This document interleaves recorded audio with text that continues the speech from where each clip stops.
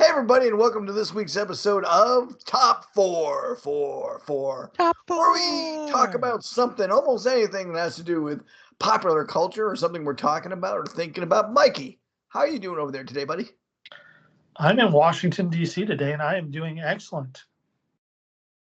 Oh. I've got a hotel room, and it has everything I need: a shower, a bed, four walls, a roof. Is that enough time for you to catch your breath? Yes, I had to cough. I had a little cough brewing up there, so Mikey was vamping. Good job, vamping. Josh, how you doing, pal? That was not a good job. No, it wasn't, but you give it a shot. I'm just trying to control the balance of the universe to get prepared for our main podcast. And what's our main podcast going to be on this week? That guy. The Living Tribunal. Name is Three Faces, LT.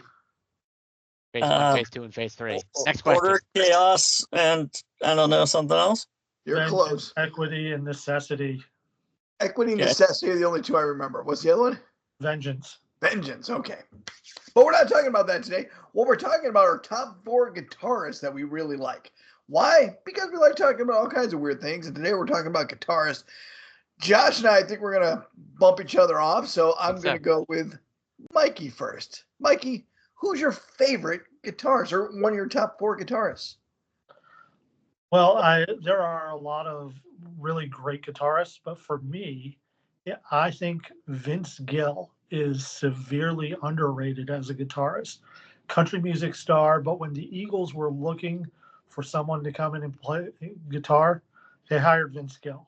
If you've ever seen any of his YouTube videos, he's just amazing. He can pick up anything and you just name a song or a genre, and he can start playing it. That's surprising to me because I don't really think of. I like Vince Gill. Actually, I think Vince Gill is great. I just never thought of him as that level of a guitarist before. So now I'm gonna have to go check it out. Yeah. See, that's why we do this. Now we're learning stuff. Tommy, now you're a big music file. So name one of your top 4. Jay Mascis. Say that again. Jay Mascis from Dinosaur Jr. Oh, okay. I don't know that name right off the top of my head, but I know Dinosaur Jr. and it's a very a great group, well received. Why do you like him so much? He's a great guitarist. I mean, he does a lot of the things that like Jimi Hendrix did, but he just does it, with a more modern bent. You can play acoustic, you can play electric. Does some great things with reverb. All right. Well said. Well done. I'm sorry, LT, what was his name again? Jay Mascis. Okay, because when you first said it, this is why Tom asked. It sounded like you said gay masochist. No, like the letter J. The letter J, Mascis. Okay. Mascis. Just making sure for our watchers. Yeah. He does not list out his full first name. He just goes by the letter J, Mascis. Can't afford all those letters. I get it. Yeah. Yeah. And also, Gay Masochist is my Frankie Goes to Hollywood cover band. That's a great joke if you guys know the song Crisco Kisses, which is their deep beat cut, and it's actually a great song. I get it. Hey, Tom, relax. All right. Don't do it. I won't do it.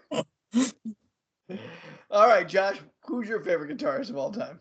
I think we're going to land on the same guy. We used to go see him every spring at the Middle East in Boston. The amazing Dick Dale. Dick Dale. Now, absolutely just a force of nature live. We saw him well into his twilight years, and even at the very close to the end, we saw him probably 3 or 4 months before he passed. Yep. He was touring with his son. And his wife, who was still he was in great shape physically. When his hands touched the strings, he did not lose a step. He would forget sometimes what he was playing and what they were playing next, and they would have to come out and tell him. But once he knew what he was playing, he was still Dick Dale. And he was in his early 80s, right? Or late 70s. It's well known that he was suffering from memory loss and a lot of the effects of old age. And when he spoke, he would often trail off and be a little lost. But then that music would hit, and he was as fast. I mean, not as fast as he was when he's a kid. He's still fast, still hitting every note, still crushing it. Yeah. And then he wandered to the back and got on the drums, and we're like, oh no, why is he playing the drums? And he killed it. Do you remember? Because his son took over, and he was great. Great on the drums. Got me. Yeah. He just hit those drums, and he started going nuts. I'm like, all right. 80 years old. You got me. And he played great, and he told a couple funny stories. And Josh and I have seen him about 4 or 5 times. I saw him in Memphis. The only time I saw him without you, Josh, was in Memphis. But usually we saw him down in the Middle East, like you said, here in Boston. Man, I wouldn't trade one of those concerts for the world. Those were great. Always good. Amazing. He's an amazing musician. It's amazing too, like as far as musicians go, like even when they start to suffer mental decline, like Glenn Campbell, like still like was able to play the guitar, even though he had Alzheimer's. Yeah, I've read a few studies that say that kind of stuff gets hardwired into the memory. And for Alzheimer's patients, they'll often play music from their time, which seems to, bring them back and get them into a certain mindset that's a little more relaxed and a little more of their, what they are used to and know. Yeah. Yeah, I mean, muscle memory, goes a long way, and just different pathways doing different things. Yeah, and they'll sacrifice a lot. I think I mentioned this one other time, but Les Paul had a terrible, terrible break in his arm, and he had to have it fused. He actually had it fused in a position that allowed him to continue playing guitar. That's how dedicated he was to his instrument. He could have fused it in a much more comfortable position or a much more natural-looking position, but he did not. He fused it so that he could keep his arm where it had to be for him to keep playing. So that shows a lot of dedication. And since Josh took mine, I'm going to say a new one on my list. I always knew he was a great guitarist, but I didn't know how great until I saw Prince play When My Guitar Gently Weeps as a huge fuck you to Rolling Stone magazine for leaving him off the greatest guitarist of all time. It was a master class in how to make emotions in a guitar. If you haven't seen the YouTube clip of that Prince with Tom Petty and a bunch of other great musicians just staring at Prince. Yeah, just put in like Rock and Roll Hall of Fame Prince, and you'll find the clip. Yeah, it's And you know what? I'm part of the problem because I never really thought of Prince. I knew he played guitar. I knew he played a lot of instruments, but I didn't know he had that level until I saw that, and I was like, "Holy shit, that guy was a genius." Yeah, he turned that set up to 11. Yeah, and he threw the guitar up, and I don't think it came down. I'm pretty sure God was like, "Yay, I got Prince's guitar." That's what God sounds like. Yeah. In case anyone's wondering. Hey, you don't know. It's just you taunting me with your Bane impersonation. It's God. I get it. I get it. Bane too high. Bane has his guitar. I know. And that's kind of talking about comic books, which is our main gig, by the way. But does anyone have anything else to say about guitars before we any little nods of the hat? Any honorable mentions?